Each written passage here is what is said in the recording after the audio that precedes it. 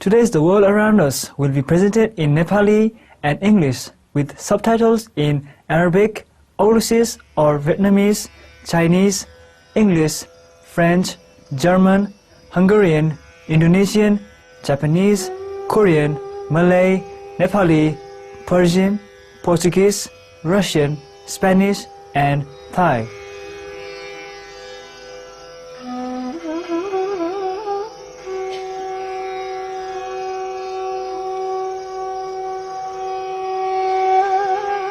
आदरणीय दर्शकहरू, आजको हाम्रो चौतर्फी संसार कार्यक्रमले हामीलाई नेपालतर्फ लैजानेछ, जहाँ हामी यहाँहरूलाई संसारकै सबैभन्दा प्रख्यात बौद्ध तीर्थ स्थलहरूमध्ये एक लुम्बिनीको परिचय गराउनेछौँ, जहाँ आत्मज्ञान प्राप्त महान गुरु शाक्यमुनि गौतम बुद्धले जन्म लिनुभएको थियो।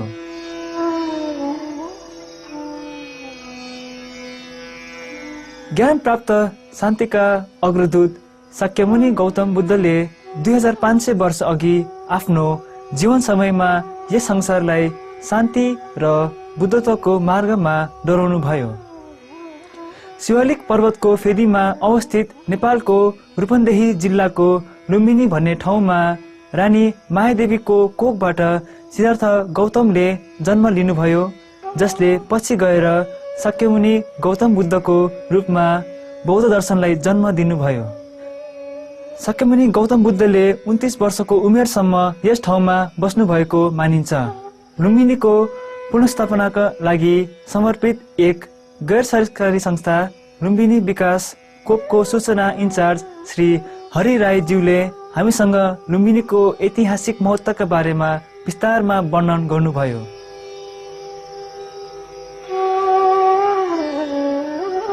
These are remains of ancient monastery. It has got two sections. Fairly we can say this is a residential block and that is meditation block.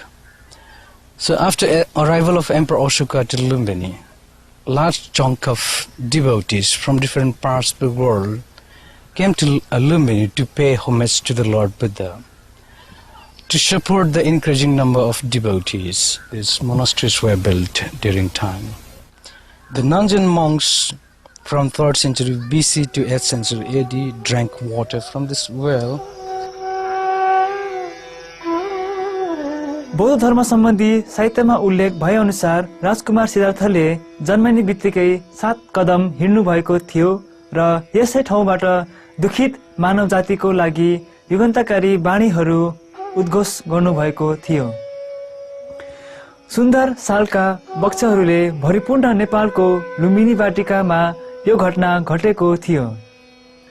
हरिया वृक्षहरू र रङ्गी-बिरङ्गी मनमोहक फूलहरूको सुन्दरताका लागि उक्त बाटिका निकै नै प्रख्यात मानिन्थ्यो। In 7th century BC, Lumbini was a beautiful garden. According to Buddhist scriptures, more than 5 types of bees, hundreds of types of birds and butterflies used to fly here. कपिलवस्तुका सक्यवंशी राजा शुद्धोधनकी रानी मायादेवी यस लुम्बिनी बाटिका हुँदै आफ्नो माइती घर देवदहतिर प्रस्थान गर्दै हुनुहुन्थ्यो। यस ठाउँबाट अगाडि बढ्नु अघि नै उहाँले राजकुमार सिद्धार्थलाई जन्म दिनुभयो।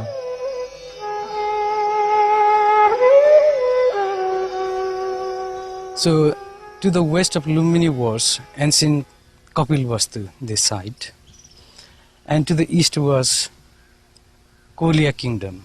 Between these two kingdoms there was matrimonial relationship, and this tradition of matrimonial alliance was kept for many generations. In this connection, in 7th century BC, Mayadevi, beautiful princess of Kolia kingdom, Devda at present, was given in marriage to the king of Kapilvastu named Shuddhadana. In due course of time, she became pregnant, and according to Sakya's tradition, that the first child was not allowed to give birth at home. So she asked for the permission to the king Shuddhadana. She said, "Oh Maharaja, I want to go to visit my parents to give birth to our first baby." Shuddhadana was overjoyed. He was very happy because they did not have any child for 10 years after marriage. and a special preparation was made. A procession of over 500 people started for Devda. We believe where this tree stands today, in this spot her palanquin was put.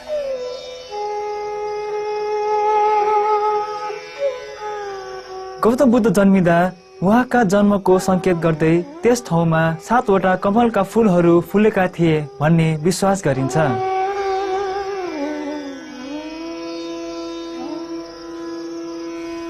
According to Buddhist scriptures, when the baby was given birth, there was a miracle. From the heaven, from the sky, flowers were offered to him. Devas came and worshipped him, prayed him, sang the song of glory of the newly born baby. Promptly there bloomed 7 lotus flowers, and Buddha, with his right index up, stepped on each of the pedestal of lotus flower and proclaimed. He said, I am the first and foremost of all the creatures. To cross the riddle of ocean of existence, I have come to the world to show the path of emancipation. This is my last birth, and hereafter I'll not be born again. He proclaimed like that. By then nobody could look at him directly because immense light was emitting out of his body. There was very powerful halo around his head. Soon after completion of his 7 steps and proclamation, he turned into a normal baby, and the baby was kept back and given the first purification bath in the sacred tank. महादेवीले बुद्धलाई जन्मनु पूर्व पवित्र पोखरी पुष्करिणीमा स्नान गर्नुभएको थियो भन्ने विश्वास गरिन्छ। शिशु युवराज सिद्धार्थलाई शुद्धिकरणको लागि प्रथम पटक यसै पवित्र पोखरीमा स्नान गरिएको थियो भन्ने पनि विश्वास गरिन्छ। वैशाख पूर्णिमाको त्यस दिनले निकै ऐतिहासिक महत्त्व बोकेको छ।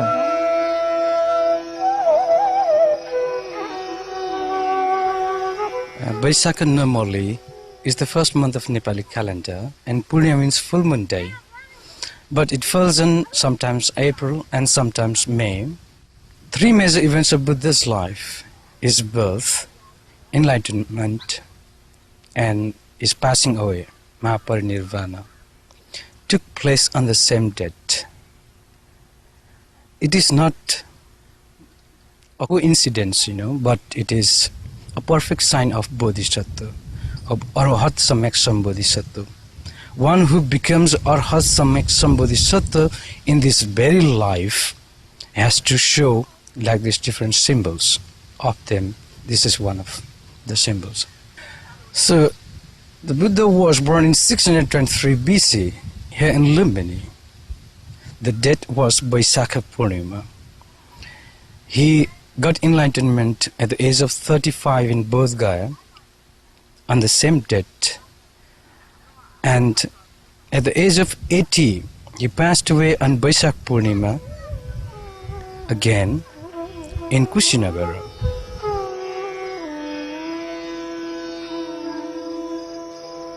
बुद्धको जीवनका 3 घटनाहरूसित 3 विशेष वृक्षहरूको नाम जोडिएको छ।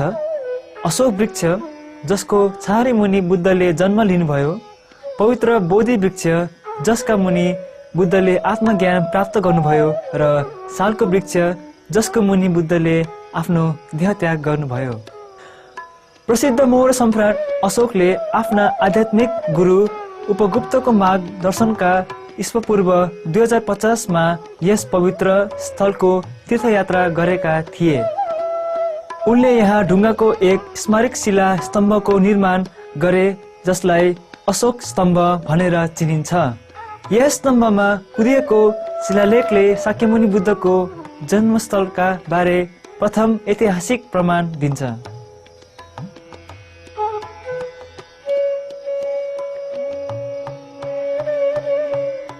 The pillar bears inscription and it has been engraved in Brahmi script and Pali language. There are 90 letters in 4.5 lines of all. Second line is very important. It is read as Hida Bhanam Jatati Lumbinigami.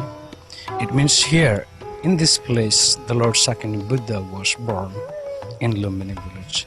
The inscription on the pillar deals with three very fundamental questions. Who was the Buddha? He was a human being, Sakyamuni, as well as divine being, Bhagavana. Where was he born? He was born in Lumini village. And where is Lumini?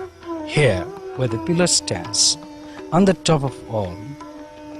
It proves that Lord Buddha was not merely a legendary figure. He was a historical personality, celebrity, that he was born here.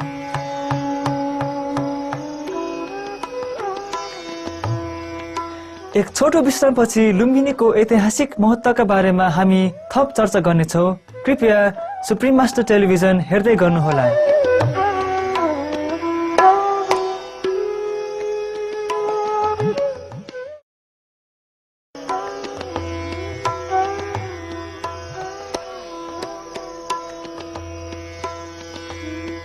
Supreme master टेलिभिजनमा शाक्यमुनि बुद्धको जन्मस्थलका बारे तयार पारिएको हाम्रो चौतर्फी संसारको यस प्रस्तुतिमा यहाँहरूलाई पुनः स्वागत छ। पवित्र स्थल लुम्बिनीमा रहेका सम्पूर्ण धरोहरहरू मध्ये मायादेवी मन्दिर प्रमुख आकर्षणका केन्द्रबिन्दु मानिन्छ। विभिन्न शताब्दीमा निर्माण भएका विभिन्न तहहरूले यस मन्दिरको महत्त्व तथा प्राचीनतामाथि अझै प्रकाश पार्दछन्। यस मन्दिरभित्र अवस्थित बुद्धको जन्म दृश्य सहितको प्राचीन मायादेवी मूर्तिले विशेष महत्त्व बोकेको छ। This is nativity sculpture, the main object of worship, which depicts we see Mayadevi holding branch of tree. Next to her stands Prajapati, her younger sister, to support. Two celestial divinities are seen at the service, and Baby Buddha is seen standing upright on the pedestal of lotus flower. It is made of red sedimentary sandstone, and it was carved in maybe 3rd century BC in Mathura Art College, India. And it was brought and put in this ancient Mayadevi temple in 7th century AD and worshipped for a long time. पुनर्निर्माणको कार्यपछि Mayadevi मन्दिरलाई सन् 2003 देखि सर्वसाधारणका लागि खुला गरिएको हो।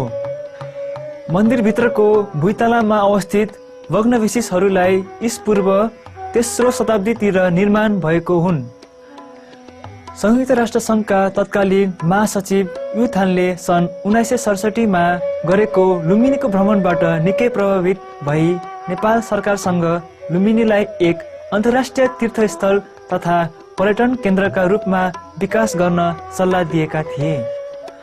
अन्ततः लुम्बिनीको योजनाबद्ध विकासको लागि जापानका विश्वविख्यात वास्तुविद प्राध्यापक केन्जो टाङ्गेले तयार गरेको गुरु योजना नेपाल सरकारका साथै संयुक्त राष्ट्र संघले सन् 1978 मा कार्यान्वयनको लागि अनुमोदन र पारित गर्यो। लुम्बिनी गुरु योजना कार्यान्वयनका लागि सन् 1985 मा लुम्बिनी विकास कोषको स्थापना भएको थियो। यो योजना अनुरूपको अहिले पनि यहाँ निर्माण कार्य भइरहेको छ। 3 वर्ग माइल क्षेत्र ओगटेको यस योजनाले लुम्बिनीलाई एक पवित्र स्थलमा परिणत गर्नेछ, जसमा पवित्र उद्यानहरू, तलावहरू, भवनहरू, वृक्षवाटिकाहरू लगायतका संरचनाहरूको निर्माण हुनेछन्। यस निर्माण क्षेत्रलाई 3 भागमा विभाजन गरिएको छ। विहार क्षेत्र, गोलाकार पवित्र उद्यान जसले अशोक स्तम्भका साथसाथै मायादेवी मन्दिरलाई पनि परिक्रमा गर्दछ, र नयाँ लुम्बिनी ग्राम। हाल यहाँको पवित्र उद्यान क्षेत्रसँगैको अन्तर्राष्ट्रिय विहार क्षेत्रमा विभिन्न देशका थुप्रै बौद्ध मार्गीहरूले मन्दिर र विहारको निर्माण गरिसकेका छन् र केही निर्माण क्रममै पनि छन्।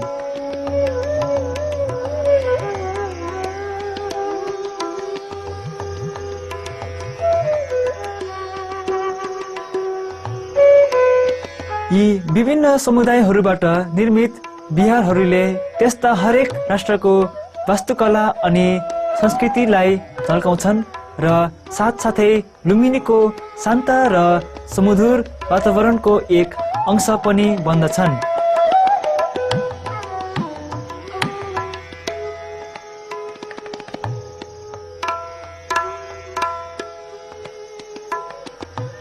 अपार पुरातात्विक र आध्यात्मिक महत्त्व बोकेको यस स्थल लुम्बिनीलाई संयुक्त राष्ट्रसङ्घको शैक्षिक, वैज्ञानिक तथा सांस्कृतिक सङ्गठन युनेस्कोले सन् 1997 देखि विश्व सम्पदा सूचीमा सूचीकृत गरेको छ।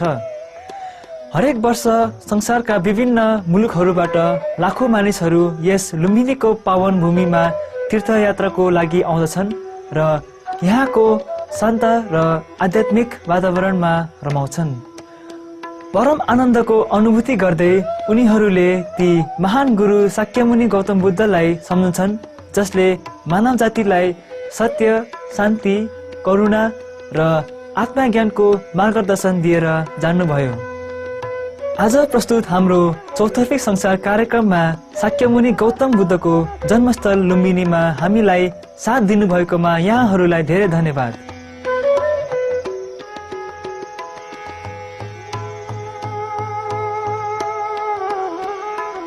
सुप्रिम मास्टर टेलिभिजनमा यसपछिको कार्यक्रम ज्ञानका वाणीहरू लगत्तै प्रस्तुत हुनेछ। कृपया कतै नजानुहोला।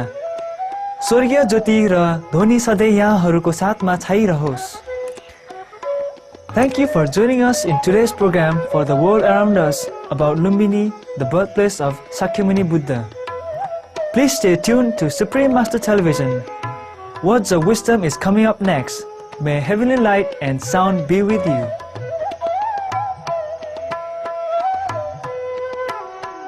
For more details, please visit www.suprememastertv.com/WAU